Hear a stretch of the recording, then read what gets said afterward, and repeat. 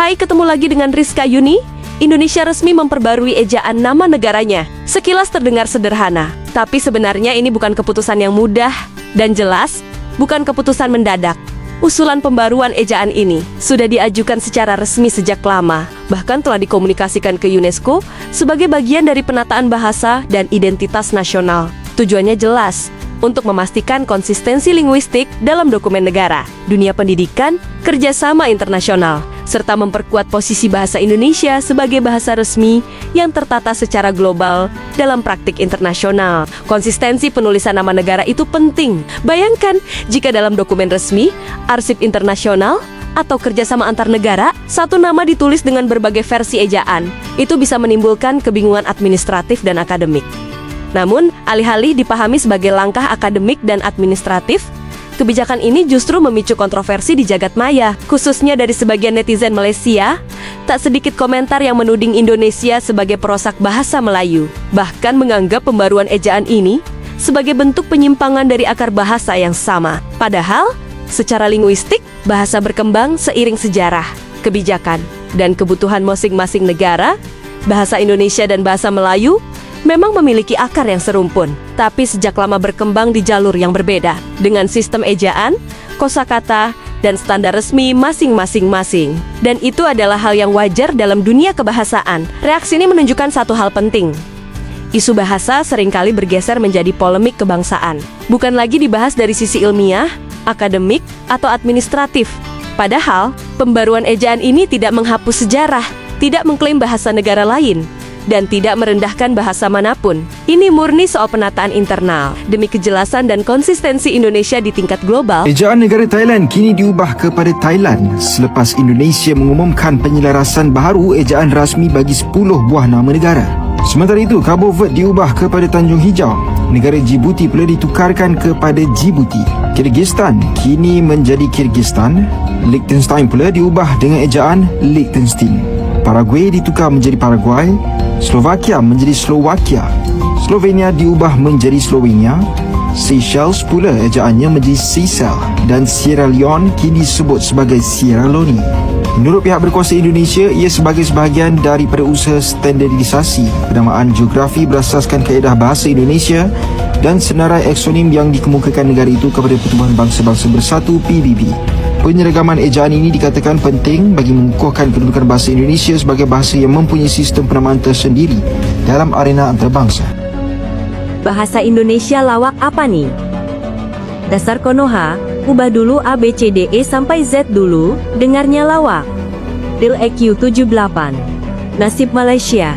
Malaysia dia orang tak ubah. Semakin hari semakin lucu tuh negara. Tak ada faedah pun bagi kita. Negara yang banyak merosakkan tata bahasa. Konoha lidah pendek. Negara Nusantara ada tak? Kalau ada kata mana? Kenapa jadi itu bunyinya? Alama. Indonesia ubah jadi Konoha. Ejaan ini untuk kegunaan Indonesia sahaja atau semua kena ikut? Lebih mudah nak eja dan sebut faham-faham lah. Konoha nak senang je. Rosak dah bahasa Melayu. Konoha perosak. Thailand berubah jadi Thailand. Ini dia alasannya. Tahukah kamu? Indonesia resmi memperbarui ejaan nama negara asing. Thailand kini ditulis Thailand, Paraguay jadi Paraguay, Swiss menjadi Swiss, hingga Afghanistan menjadi Afghanistan.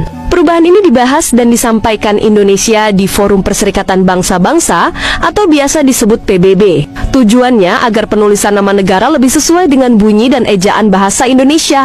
Kedepannya, ejaan baru ini juga akan masuk ke KBBI edisi terbaru.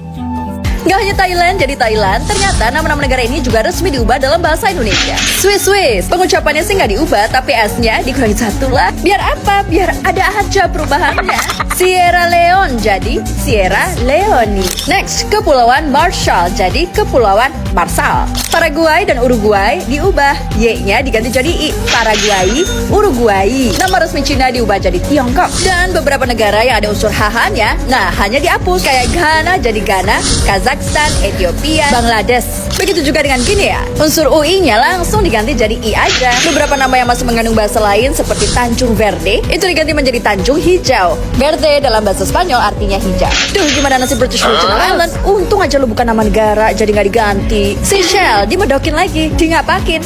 Sesel. Kayak ngucapin nama negara Liechtenstein. Nah itu kan susah. Ya di Indonesia Liechtenstein. Ubah kumur. Listerin kali. Haha, serius. Aku ini orang serius. Apa sih urgensinya ngubah nama negara kayak gini? Thailand berubah jadi Thailand. Ini dia alasannya. Tahukah kamu? Indonesia resmi memperbarui ejaan nama negara asing. Thailand kini ditulis Thailand, Paraguay jadi Paraguay, Swiss menjadi Swiss, hingga Afghanistan menjadi Afghanistan. Perubahan ini dibahas dan disampaikan Indonesia di Forum Perserikatan Bangsa-Bangsa atau biasa disebut PBB. Tujuannya agar penulisan nama negara lebih sesuai dengan bunyi dan ejaan bahasa Indonesia. Kedepannya, ejaan baru ini juga akan masuk ke KBBI edisi terbaru. Kenapa mau nulis Thailand aja? Jadi kayak begini. Lagi rame banget di media sosial kalau perubahan menulis Thailand itu berubah menjadi TAILAN, tidak menggunakan bahasa Inggris. Nah ini bukan sesuatu hal yang baru sebenarnya di bahasa Indonesia karena udah banyak banget terjadi di nama-nama negara di dunia yang penulisannya itu menggunakan bahasa Indonesia. Misalkan Tiongkok, Jerman, Amerika Serikat. Sebetulnya ini bukan bagian dari aturan, tapi cara bagaimana orang Indonesia menulis sebuah nama daerah menjadi bahasa Indonesia itu sendiri. Toh nama ini sebetulnya masih dalam proses pengajuan, belum resmi. Bahkan kalau kalian cek di KBBI online sekarang, masih penggunaannya itu Thailand. Kalau nggak salah di Kompas disebutin ada 194 nama, termasuk Uruguay menggunakan I bukan Y dan Swiss tidak menggunakan double S. Nah ini jadi banyak yang komplain karena ngerasa apaan sih kok Indonesia bikin peraturan yang nggak penting. Sebetulnya bukan peraturan, tapi lebih ke bagaimana cara kita menulis dan juga melafalkan, atau dalam bahasa linguistiknya disebut sebagai fonologi dan juga ortografi, agar kita bisa memahami bahasa Indonesia dengan baik. Kalau menurut lo sendiri gimana? Pro atau kontra? Tulis di komen. Bahasa bukan hanya alat komunikasi, tapi juga identitas, diplomasi, dan administrasi negara. Dan seperti halnya negara lain di dunia, Indonesia berhak menata bahasanya sendiri dengan tetap menghormati sejarah dan keragaman linguistik kawasan. Karena pada akhirnya, bahasa seharusnya menjadi jembatan pemahaman, bukan bahan perpecahan. Jika kalian menyukai video seperti ini, jangan lupa like, komen, dan subscribe, agar tidak ketinggalan video menarik lainnya. Terima kasih sudah setia dengan Rizka Yuni, sampai ketemu lagi di video selanjutnya.